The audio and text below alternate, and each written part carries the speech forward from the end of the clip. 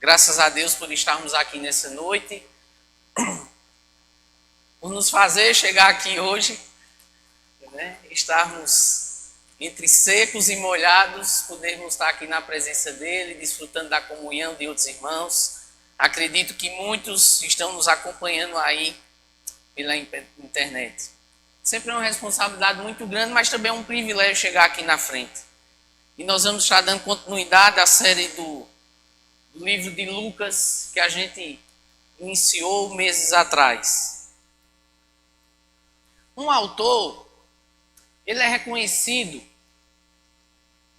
pela sua obra.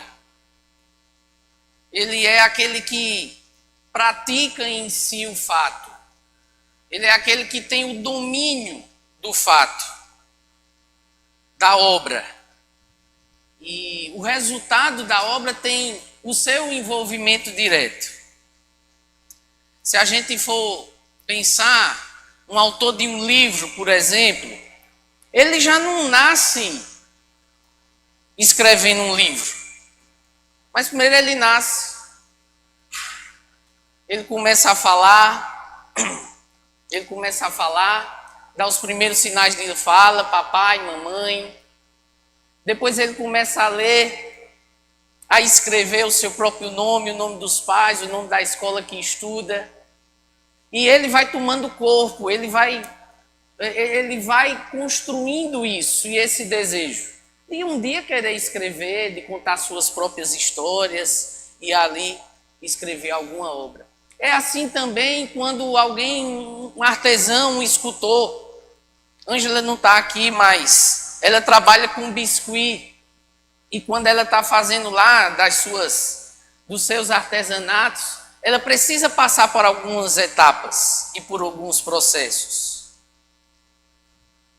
De esperar o biscuit secar, a tinta e por aí vai.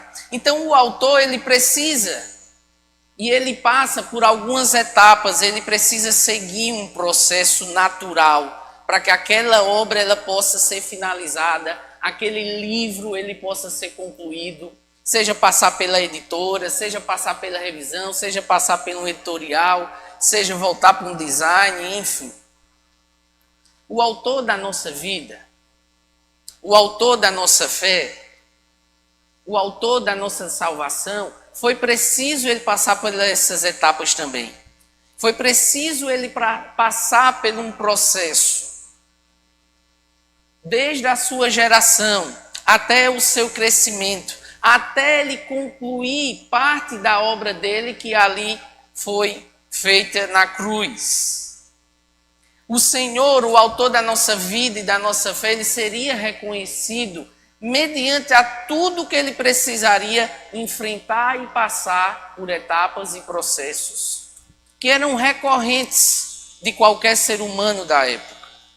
E é o que nós vamos ver hoje nesse momento aqui, depois do nascimento que a gente viu semana passada, a gente vê aí um menino recém-nascido e que ele precisava passar por algumas etapas e que nesse texto também a gente vê o autor da obra, o autor da nossa fé e da nossa vida sendo reconhecido por isso. Então vamos abrir lá em Lucas, capítulo 2. Dos versículos 21 ao 40. Primeiro a gente vai ficar do 21 ao 24. Vamos lendo por etapa.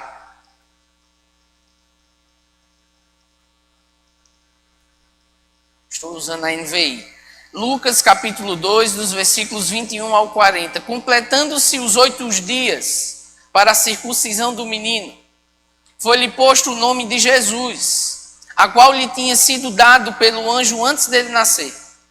Completando-se o tempo da purificação deles, de acordo com a lei de Moisés, José e Maria o levaram a Jerusalém para apresentá-lo ao Senhor, como está escrito na lei do Senhor.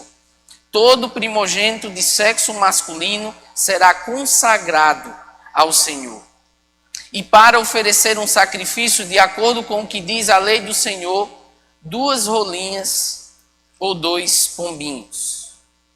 Nosso Deus, nós te louvamos por estarmos aqui nessa noite. Nós te pedimos, Pai, que o teu Espírito Santo nos dê a compreensão, o entendimento necessário para que o nosso coração, para que a nossa vida, ela possa estar nas tuas mãos. Que a nossa esperança, que possamos reconhecê-lo como o Senhor e autor da nossa fé e da nossa vida. Abençoa-nos, ó Deus, nessa noite, em nome de Jesus. Então, eu intitulei aí Reconhecendo o Autor da Vida, ou um encontro com o Autor da Vida, que é o que nós vamos estar decorrendo aqui durante esse texto. Mas esses primeiros versículos aí que a gente vê, Jesus, o primeiro ponto que eu queria destacar aí é que Jesus ele se identifica com a humanidade barra judaica. Uma das etapas que Jesus ele precisava passar, e qualquer judeu da época era o quê? Seguir alguns ritos, cumprir algumas exigências que a lei trazia naquele instante. Então Lucas, ele relata aí duas situações que Jesus, ele precisava passar para que ele pudesse se identificar naquele contexto que ali ele nascia, num contexto judeu. Então a gente vê Lucas aí falando sobre a circuncisão, a gente vê Lucas aí relatando também sobre a consagração, que era requerido para sempre um primogênito, dentre ali os judeus, ser apresentado ao templo. E também a gente vê aí que a sua mãe, Maria, o seu pai, obedecem a Deus no momento que ela vai até o templo também se purificar. Então a gente vê Lucas fazendo esses relatos aí. E também quando dá o nome do menino. Primeiro, por que era importante a gente ver aqui esses ritos? E Lucas também quis trazer isso aqui. Se a gente for ver aí, completando os 8 dias para a circuncisão do menino, o que era a circuncisão na época? A circuncisão ela simbolizava a aliança com Deus, do povo com Deus. Era um momento ali que uma criança, o primogênito da família, um homem, na verdade, da família que nascia num contexto judeu, ele teria a pele do seu órgão genital sendo removida, parte dela. E isso simbolizava a aliança do povo com Deus. E aí a gente pergunta, será que Jesus precisava passar por isso? Teoricamente não. Porque o que é que a circuncisão representava? Simbolizava o símbolo da aliança do povo com Deus. Mas também a gente vê textos que a circuncisão era remover o pecado. Circuncise o seu coração. Purifique ali o seu coração. Abandone, tire o seu pecado. Então, logicamente, Jesus não precisava disso. Porque a natureza de Jesus ela não era pecaminosa. Ela não era pecadora. Mas o menino aqui, Jesus, ele cumpre isso. Para que possa criar uma identificação no contexto que ali ele nascia dos judeus. Depois a gente vê aí no versículo que é dado o nome. Somente quando ele vai ser feito a circuncisão. A mesma coisa aconteceu com João. E na época existia uma tradição que o quê? Geralmente os nomes dos filhos, eles vinham em decorrência do pai, do avô. E aqui Maria e José estavam cumprindo uma ordenança divina, do qual o anjo pronunciou e expressou para ela, que colocasse o nome de Jesus, Yahvé, que significa aquele que salva, o Salvador. E a gente vê aqui Maria e José obedecendo essa ordem, como também Isabel e Zacarias obedeceram, por mais que houvesse uma resistência na época, que muitas pessoas não entendessem, não, mas o nome dele precisa ser decorrente da sua família, precisa vir da linhagem seu, com o pai, o seu avô, algum descendente. Mas aqui eles estavam obedecendo a ordem de Deus de que o anjo expressou que colocassem o nome do menino Jesus. Então a gente vê a circuncisão, a gente vê que Jesus aí ele juntamente é consagrado. Jesus precisa ser consagrado? Não.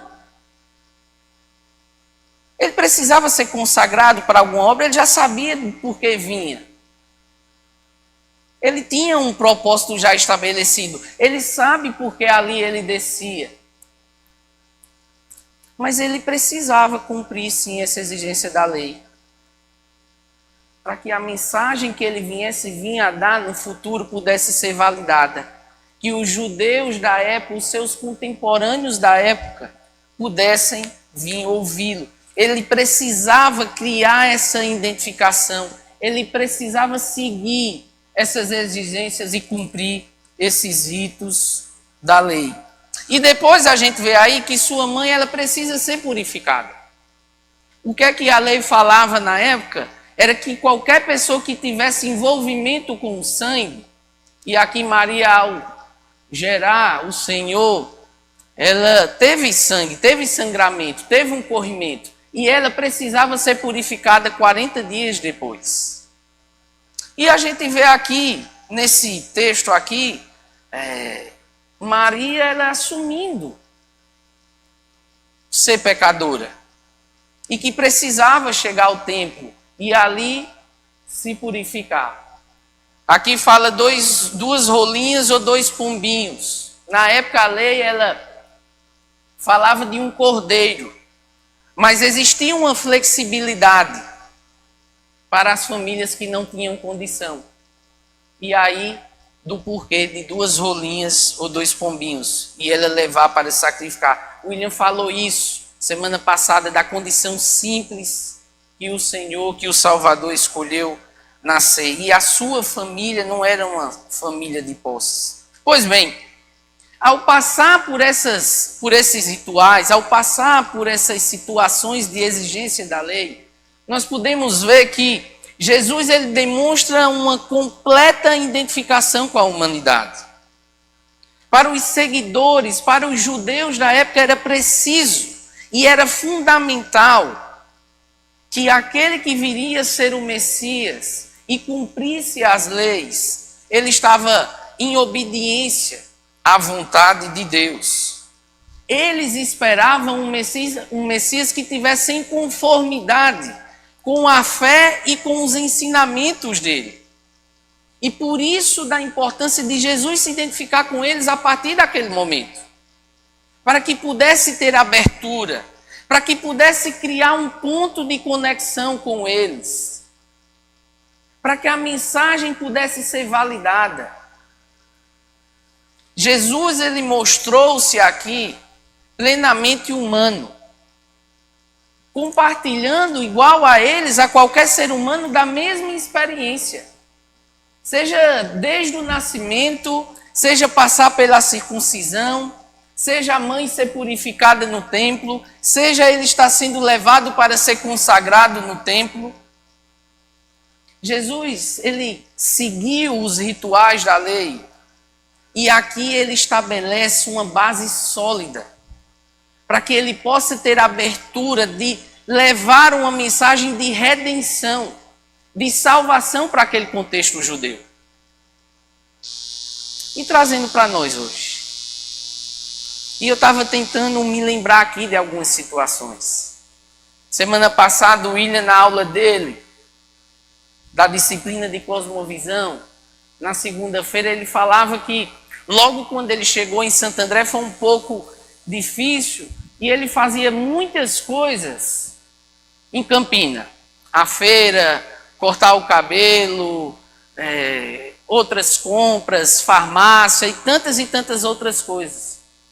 E de certa forma ele não estava convivendo, ele não estava entrando ali no contexto, ele não estava se conectando de certa forma com a realidade e com as pessoas daquela cidade. E como é que ele iria falar de Jesus para as pessoas se não tivesse esse ponto de conexão? Eu me lembro que antigamente na igreja a gente fazia igual a fogueira no acampamento. Era uma noite de testemunhos. E geralmente essa fogueira era após o mês de junho. Por quê? Porque às vezes, se fizesse no mês de junho, poderia haver comparações, ou ridicularizar o evangelho, ou entrar em certos modismos. Mas após o período junino, a gente fazia uma fogueira na igreja e fazia uma noite de culto, de testemunhos, mesa de comida típica e por aí vai. E era um momento que Alex, o pastor, ele conseguiu criar essa conexão, sem desvalorizar a cultura que está enraizada em nós. Mas valorizava ali aquele momento da fogueira, de assar o milho, de comer uma comida típica, mas para o Senhor. Lembro aqui, posso lembrar do futebol, que começou com o futebol, foi um ponto de conexão. A galera gostava de jogar bola e ia para o racha. O vôlei, que aí está sendo jogado todos os sábados. Isso são pontos de conexão que nos identifica e nos dá abertura para que nós possamos anunciar e falar de Jesus para as pessoas. E o Senhor, ao cumprir, ao seguir essas exigências da lei, ele estava querendo se identificar humanamente, mostrar que passava pelas mesmas coisas, mas isso tinha um propósito muito maior por trás, que era chegar até as pessoas, era poder anunciar o evangelho para as pessoas. E muitas vezes nós ficamos parados nos nossos preconceitos, nas nossas resistências. Às vezes nós deixamos de conversar, às vezes nós deixamos de nos identificar com alguém no nosso ambiente de trabalho, porque a gente, não, isso eu não gosto, isso não é para fazer, não é para fazer, é para fazer. Mas será que você ir para o aniversário daquela pessoa vai desonrar a Deus ou vai prejudicar a sua fé e a sua salvação e aquilo que Deus pensa? Será que não vai ser mais fácil eu ir para o aniversário daquela pessoa, por mais que tenha situações que eu não goste, mas não vai ser mais fácil eu chamar ela para o meu pequeno grupo depois, para o meu aniversário, e falar de Jesus para aquela pessoa? Participar de um culto ecumênico de formatura. Não, mas é porque fulano fala aquilo, aí vem isso, vem aquilo. Será que a gente indo, a gente não vai estar criando um ponto de conexão e abrindo as portas para que a gente possa chamar essa pessoa para o meu pequeno grupo, para a igreja que eu congrego, para falar de Jesus para essa pessoa?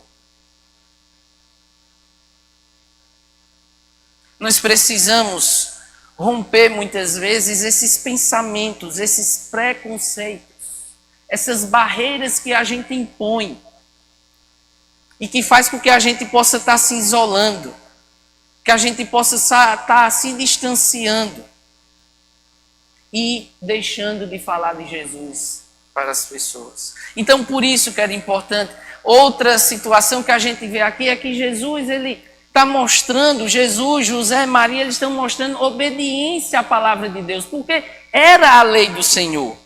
Ele tinha dito isso por meio de Moisés. Então ele estava obedecendo à vontade de Deus.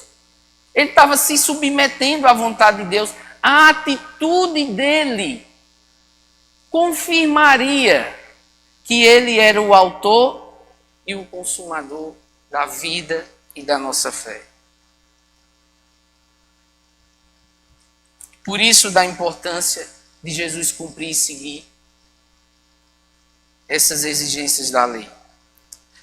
Na segunda parte do texto, nós vamos ver duas pessoas se encontrando com esse menino e com essa criança que seria o autor da fé e da vida deles, da salvação deles, que havia sido prometido e que ali estava se cumprindo uma promessa que tinha sido feita.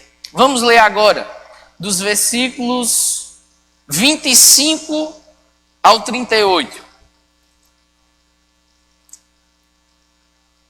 Havia em Jerusalém um homem chamado Simeão, que era justo e piedoso, que esperava a consolação de Israel, e o Espírito Santo estava sobre ele.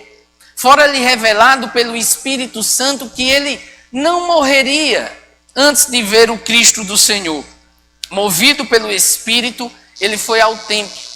Quando os pais trouxeram o menino Jesus para lhe fazerem o que requeria o costume da lei, Simeão o tomou nos braços e louvou a Deus, dizendo: ó soberano, como prometestes, agora podes despedir em paz o teu servo, pois os meus olhos viram a tua salvação, que preparastes à vista de todos os povos, luz para a revelação aos gentios e para a glória de Israel, teu povo. O pai e a mãe do menino estavam admirados com o que fora dito a respeito dele. E Simeão os abençoou e disse a Maria, mãe de Jesus: este menino está destinado a causar a queda e o surgimento de muitos em Israel, e a ser um sinal de contradição, de modo que o pensamento de muitos corações será revelado. Quanto a você, uma espada atravessará a sua alma.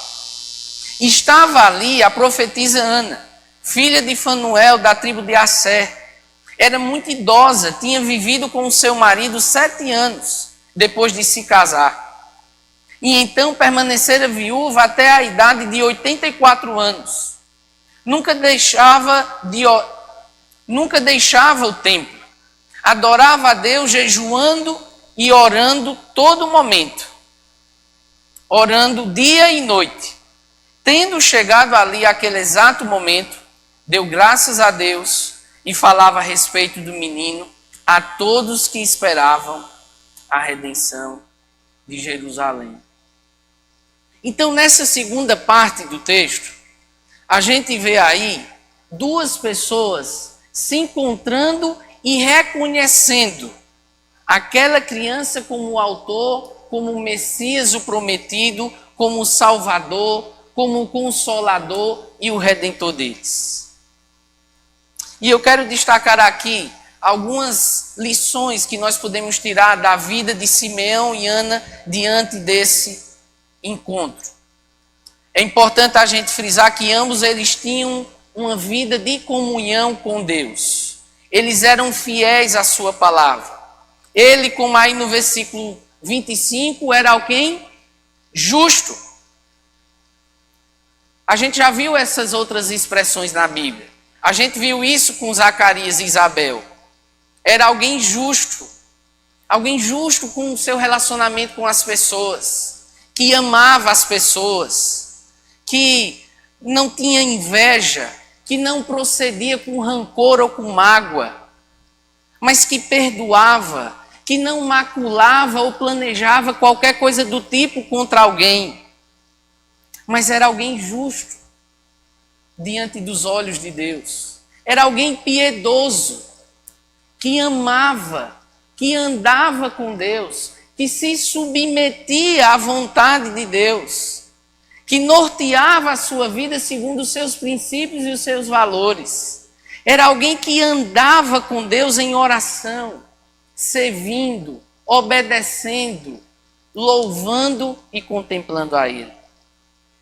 A gente vê também Ana, a profetisa Ana, alguém que vivia no templo, servindo a Deus, louvando e adorando, orando e jejuando, que abria muitas vezes mão do seu tempo e da sua vida para servir a Deus, que não dava espaços para que as influências do mundo, as pressões do mundo da época, pudessem tirar a fé, a devoção, a vida piedosa que ela tinha ali diante do Senhor no templo. A gente vê aí também que Simeão e Ana também eram pessoas que tinham o Espírito Santo de Deus. Aí no versículo 26, no 25, e o Espírito Santo estava sobre ele. Quando traz referência para Ana, também não fala, mas com certeza ela estava sobre o Espírito Santo. Porque era alguém que permanecia ali junto do Senhor, que orava, que jejuava, que não abria mão do tempo de muitas vezes estarem com o Senhor. Eles, verdadeiros judeus, tidos na época, eles compreendiam de fato aquilo que Deus tinha revelado no Antigo Testamento, que era a esperança e a vinda do Messias. O verdadeiro judeu, ele vivia dessa forma. Simeão aí, ainda no versículo 5, fala que ele esperava a consolação de Israel. E não era consolação de situações, de coisas, era uma consolação espiritual. Ele esperava, ambos esperavam, ansiavam por aquele que viria trazer alívio para as suas vidas, para as aflições e os sofrimentos que eram muitas vezes decorrentes dos seus pecados. Simeão, ele esperava por aquele que iria reconciliar, que iria trazer vida eterna. Ele entendia isso que Deus revelou. Ana, se a gente for ver aí também no versículo 38, no finalzinho, e ela falava a respeito do menino a todos que esperavam a redenção de Jerusalém, ela também ansiava pela vinda do Messias e do Salvador. Ambos viviam na expectativa e na esperança da chegada do Messias. Ela esperava a redenção, ela tinha certeza que o Messias viria, o libertador, aquele que estaria libertando, os rendendo do poder e da prisão do pecado. E não era um poder das mãos dos inimigos, dos opressores romanos, da religiosidade da época.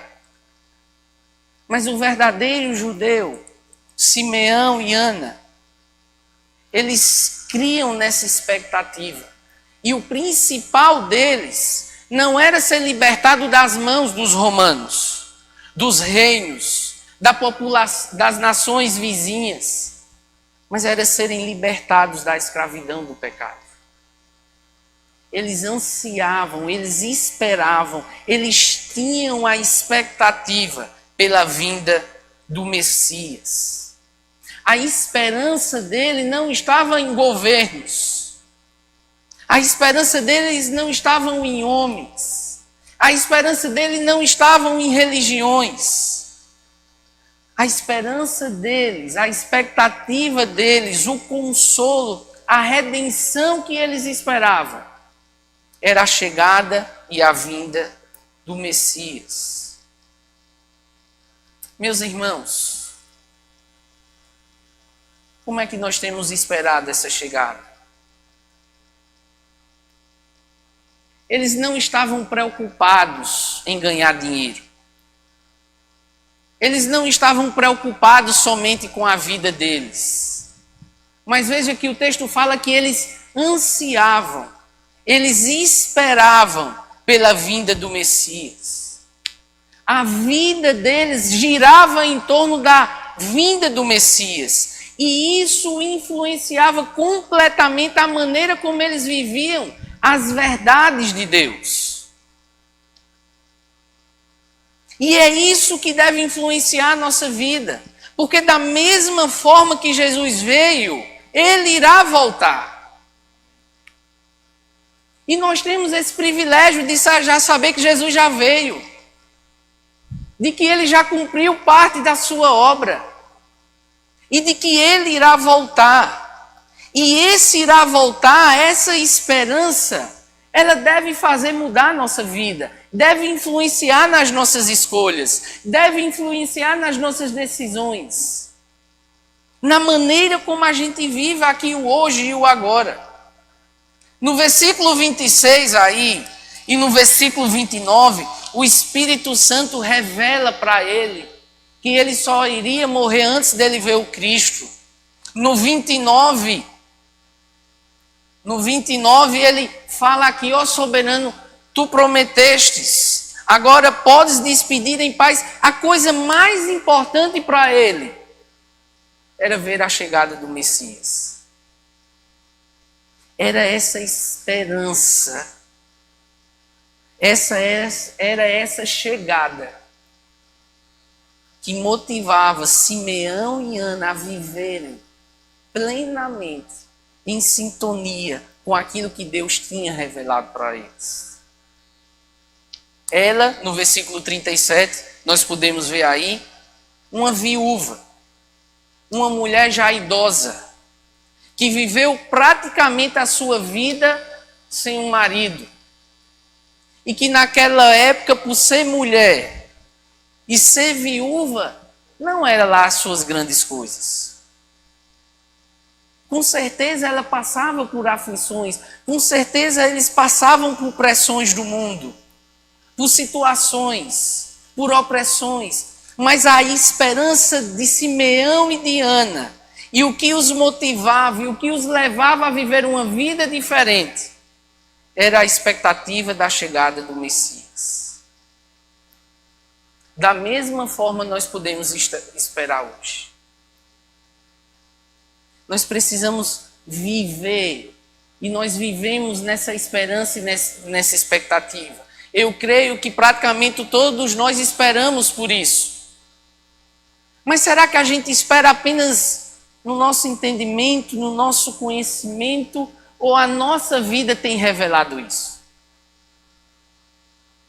De que maneira nós temos esperado o Messias? Será que essa esperança, será que essa expectativa, ela tem transformado as minhas escolhas? Ou será que eu estou preocupado apenas em construir uma carreira profissional, em dar um futuro melhor para a minha família? A minha vida tem girado em torno disso.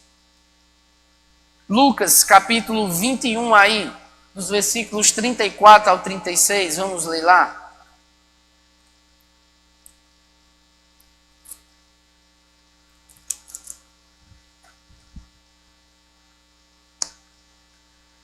Tenham cuidado para não sobrecarregar o coração de vocês de libertinagem, bebedeira e ansiedades da vida. E aquele dia venha sobre vocês inesperadamente, porque ele virá sobre todos os que vivem na face da terra. Estejam sempre atentos e orem para que vocês possam escapar de tudo o que está para acontecer e estar em pé diante do Filho do Homem. Que Jesus está dizendo aqui, tenham cuidado. Tenham cuidado com o que o coração de vocês tem sobrecarregado. Qual é a expectativa, qual é a esperança de vocês? De que o nosso coração, do que a nossa vida, ela tem concentrado forças, energia, tempo. E a gente vê na vida de Simeão e de Ana uma vida totalmente diferente por meio dessa esperança e essa expectativa. E como eu falei, a gente está muitas vezes preocupado. Eu preciso construir minha família, eu preciso comprar aquilo, eu preciso dar um futuro. Nada disso é errado. Mas quando a minha vida ela gira em torno disso, alguma coisa está errada, porque a nossa esperança deve estar na vinda do Senhor Jesus.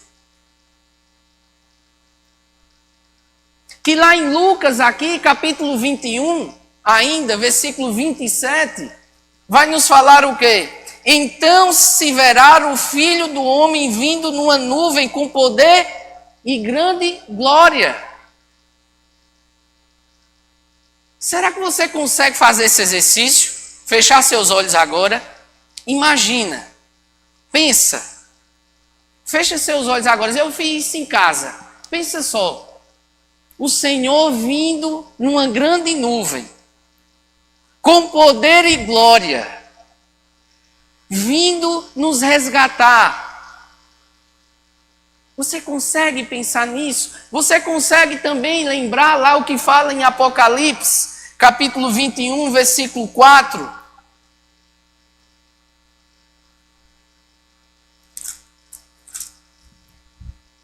e ele enxugará dos seus olhos toda lágrima.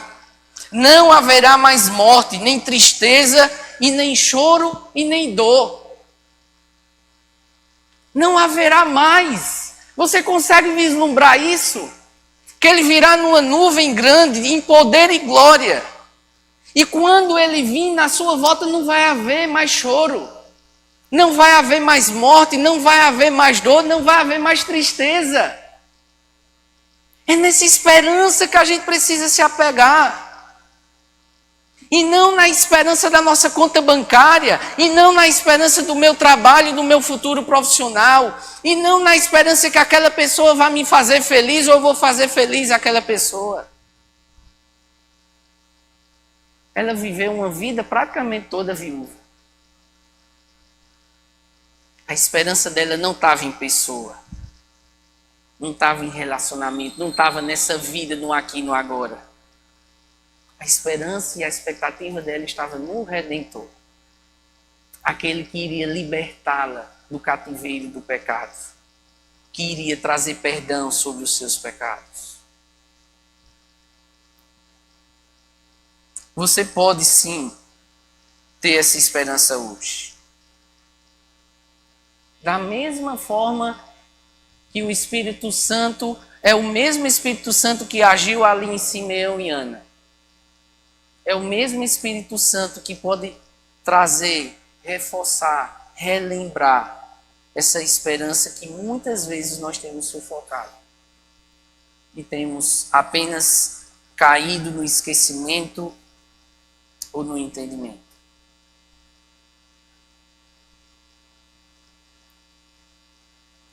Essa esperança, essa expectativa de se encontrarem da chegada do Messias, fazia com que eles tivessem uma, outra e totalmente vida. Depois a gente vai ver aí que essa autoria da vida que Jesus realizava, ela tinha um endereço. Essa mensagem era para alguém. E a gente vê aí que Simeão, quando ele está exaltando e contemplando o Senhor em seus braços, ele fala aí nos versículos 31 e 32, que preparastes à vista de todos os povos, luz para a revelação aos gentios e para a glória de Israel, o teu povo. A obra do Senhor Jesus é para todos. Jesus veio para todos. A mensagem dele é para todos. Não era só apenas para uma nação específica, a nação de Israel. Mas Jesus aqui, a obra dele e o que ele iria fazer na cruz, iria afetar e poderia afetar a vida de todos aqueles que crescem nele. Essa é a mensagem que Simeão em seu cântico aqui traz. Que ele seria revelação para todos. Luz para todos. O único capaz de trazer salvação para Israel e para as demais nações era somente aquela criança e aquele menino. E isso Simeão, ele entoava naquele canto. Jesus, ele veio para todos. A obra dele é para todos aqueles que creem nele. Que confessam que ele é o Senhor das suas vidas e se arrependem. Ele não faz distinção. Ele não faz acepção. A obra dele não é exclusiva apenas para um grupo restrito. Mas a obra que ele veio a realizar na cruz, ela era para todos. Ela é para todos. Ela é para mim e ela é para você. No versículo 33, a gente vê José e Maria, o pai e a mãe do menino, eles estavam admirados com o que fora dito a respeito dele. A gente vê aqui Maria e José maravilhados com o que eles escutavam, não sobre os elogios, Mas o que aquele menino representaria? A importância daquele menino e daquela criança. E não era somente para aqueles que ali estavam, mas era para José e Maria também. Eles precisavam dessa obra redentora do Senhor. Eles precisavam disso. E eles ficaram admirados, maravilhados com o que Simeão ali falava e dizia qual seria o propósito e a mensagem desse menino.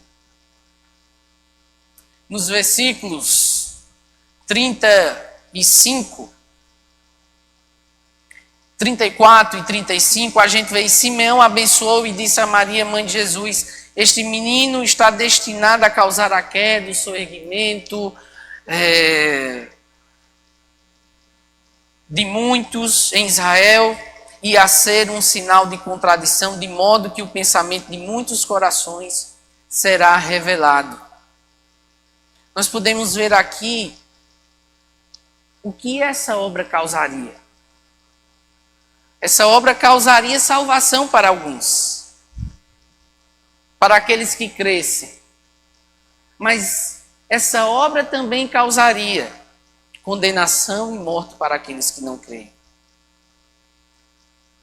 Jesus, ele estaria revelando, Deus estaria revelando, através de Jesus, a salvação para alguns, para os que crescem. Mas os que não criam, ele era sinônimo de morte, destruição, ódio. A obra que Jesus nos oferece é vida, meus irmãos. Ele é o autor da nossa vida, ele é o autor da nossa fé, ele é o autor da nossa salvação. É isso que ele nos oferece para aqueles que creem, para aqueles que reconhecem e confessam que ele é o Senhor da sua vida. E a obra de Jesus, ela causa também. E revela corações que estão distantes, que estão frios, corações que são apenas religiosos. E na época se existia uma observância apenas muito grande da lei, mas a verdadeira intenção e a prática dela estavam distantes. Se condenava se você fazia ou não, mas qual a intenção? Qual o propósito? E a obra de Jesus na cruz, ela revelaria os corações frios, distantes e religiosos de muitos. E a palavra, o Senhor Jesus, ela nos revela isso. Será que nós estamos próximos ou será que nós estamos distantes da obra de Cristo? Será que a obra de Cristo ela tem feito a diferença na nossa vida ou apenas temos sido meramente religiosos, cumpridores de leis, de obrigações, de etc. No versículo 36, no versículo 35, ele aponta e fala aqui para Maria o que iria acontecer. O sofrimento que ela iria passar, que era preciso, as humilhações, o ódio, a rejeição e o que Jesus iria passar. Ele, de certa forma, aqui ele já a preparava. Que aquela criancinha, que aquele menino que a gente contempla, que é o nosso Salvador, que é o consolo de Israel, que é o nosso libertador, ele iria precisar passar por muitas coisas para que nós pudéssemos, de fato, nos reconciliar com Deus. E nos versículos 39 e 40, a gente vê aí que depois de tudo que o Senhor cumpriu, que era exigido na lei, eles voltaram para a sua cidade Galileia. E o menino, ele crescia e se fortalecia, enchendo-se de sabedoria, e a graça de Deus estava sobre ele. Veja aquilo que eu falei no início, era preciso Jesus passar por todas as etapas, desde a geração, A importância dele aqui também está se identificando com a humanidade. Mas o que a gente vê aí é que o Senhor estava presente em cada etapa e em cada processo. Mas algo interessante que a gente vê, o 40, e o menino crescia e se fortalecia, enchendo-se de sabedoria, e a graça de Deus estava sobre ele. Esse menino, ele crescia sobre a graça e a sabedoria de Deus. O que é necessário para que a gente cresça? O que é necessário para que a gente evolua? Que a gente viva debaixo da graça de Deus. Que a gente busque da sabedoria de Deus, do conhecer cada vez mais Deus. Que o nosso coração, que a nossa vida, ela esteja plenamente satisfeita com aquilo que Deus nos dá.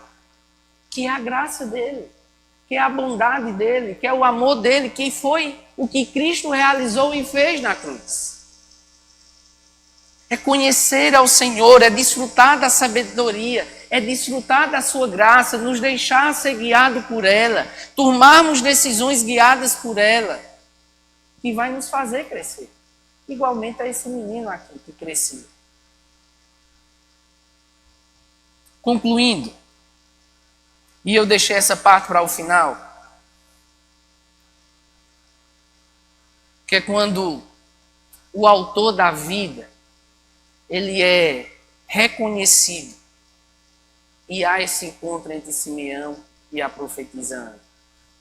Nos versículos 28, e Simeão o tomou nos braços e louvou a Deus. E Simeão tomou nos braços e o louvor a Deus. Naquele momento, naquele instante, Simeão ele estava frente a frente, face a face com o Consolador de Israel, com o Salvador. Ele estava ali louvando, ele estava ali contemplando, ele estava admirado, vendo quanto Deus era fiel. No versículo 37, no versículo 38, a gente já vê Ana, o Espírito Santo, Deus conduzindo, ela chegando naquele exato momento. E o que é que ela faz? Dá graças, rende graças a Deus e vai falar para as pessoas. O que ela já falava também sobre a chegada do Messias. O que me vem na mente é que esses dois eles estavam completamente tomados de alegria. Contemplando, louvando, adorando, comunicando a outros, falando que o Messias havia chegado, que Deus é fiel. E o que eu acho que havia ali na mente deles era: valeu a pena esperar Ana. Valeu a pena esperar Simeão. Valeu a pena esperar, minha gente. Passar pelas provações que nós passamos, passar pelas aflições que nós passamos, passar pelas pressões religiosas da época e do contexto que nós passamos. Ana e Simeão, valeu a pena esperar. Nós estamos contemplando o nosso Consolador, o nosso Redentor, o nosso Salvador.